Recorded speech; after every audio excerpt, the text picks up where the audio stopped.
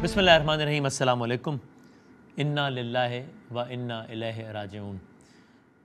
कल रात बहुत बहुत भारी और बड़ी सख्त रात थी और चूँकि कल दिन भर वो नशरियात मैच के हवाले से और वो सारा कुछ सिलसिला चल रहा था, तो रात बड़ी गैर खस्तगी और थकन का आलम था। और ऐसे में जब ये ख़बर मिली, और वो ख़बर ऐसी थी कि जिस पे अब इतने घंटों गुजर जाने के बाद भी इस पर यकीन करना बहुत मुश्किल है कि अरशद शरीफ साहब, मुझे इसी अंदाज़ से ख़बर मिली जब बताने वालों ने बताया। मैंने कहा ये खैरियत? मगर नहीं, खैरियत तो नहीं है, क्या हुआ? अरशद, क्या अरशद? ही इज़ नो मोर।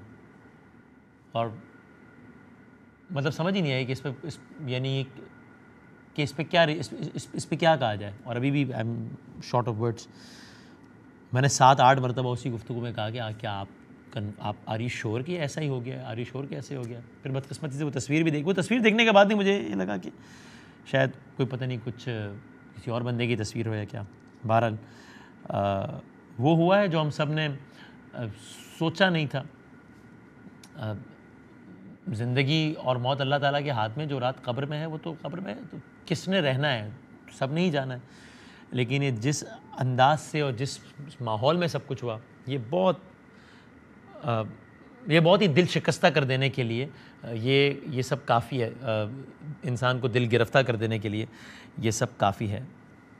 वहाँ क्या वाक़या हुआ, उसके अपने मामलात कि वो कीनियन पुलिस के क्या स्टेटमेंट्स आ रहे हैं, जो कि कभी मैच कर रहे हैं, कभी नहीं कर रहे हैं, बहुत सारे सवालात छोड़ रहे हैं। एंड देन द फैक्ट, ये तो एक बहरहाल फैक्ट है ना कि उनको पाकिस्तान से तो जाना पड़ा। तो किसी पर भी ये वक्त क्यों आ जाए? अगेन, ये तो कहने की ज़रूरत ही नहीं है कि राय से इख्तलाफ किया जाता है, तो जाहिर सी बात किया जाता है। इसमें क्या है? मतलब जाहिर सी बात किया जाता है, और किसी की राय से भरपूर इख्तलाफ भी हो सकता है। लेकिन किसी पर ये वक्त क्यों आ जाए कि उसको ये लगे कि अब यहाँ रहना मेरे लिए सेफ़ नहीं है और यहाँ से निकलने में ही आफियत जाने वो। तो ये तो बहरहाल हुआ ना, इसमें तो कोई दो राय नहीं है, इसमें तो कोई कयास नहीं है। तो ये तो हुआ। और फिर जब वो गए वहाँ पे, और फिर कीनिया में क्या हुआ, अब वहाँ के जो पुलिस के स्टेटमेंट्स हैं, मैं आपको उसमें से ये एक जो office of inspector general national police service Nairobi Kenya है, मैं आपको उसका एक कुछ टुकड़ा पढ़ के सुना देता हूँ कि जिसमें वो क्या कह रहे हैं। तो वहाँ की पुलिस क्या कह रही है, क्या वाक़या हुआ कि वो कहते हैं कि we regret to announce an incident that occurred last night. और वो वहाँ के इलाकों के नाम है कि भाई कल रात जो है वो ये वाक़या पेश आया है। Where a foreign national name Arshad Sharif, जो कि एक पाकिस्तानी नेशनल था जिसकी उम्र 50 साल थी, वो पुलिस ऑफिसर के हाथों मारा गया है जब वो गाड़ी नंबर फला फला में ट्रैवल कर रहा था। ये कीनिया की पुलिस का ऑफिशियल वर्जन है।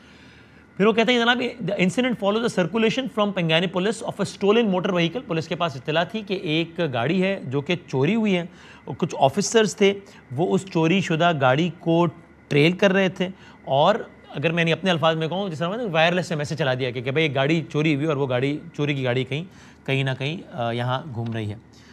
तो उसके बाद क्या हुआ कि deceased motor vehicle came upon the police barrier which they drove through.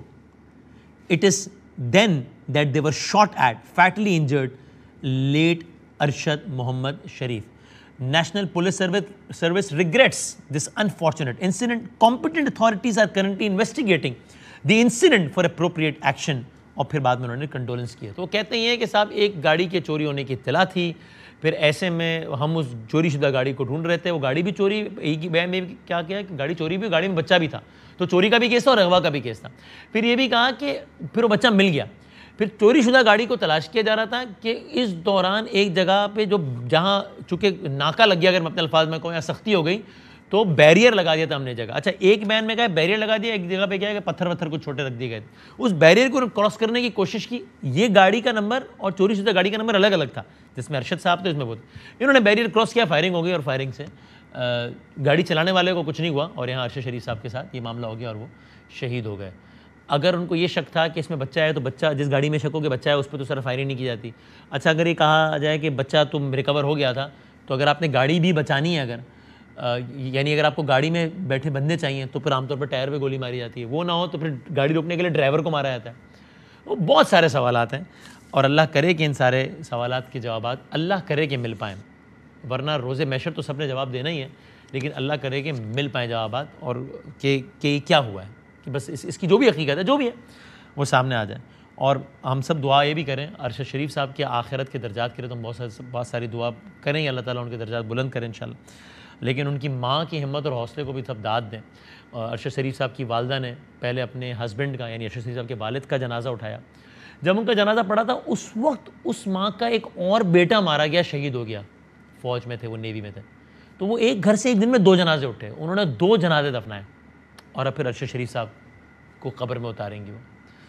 तो अल्लाह ताला उनके घर वालों को हौसला दे। इसी पे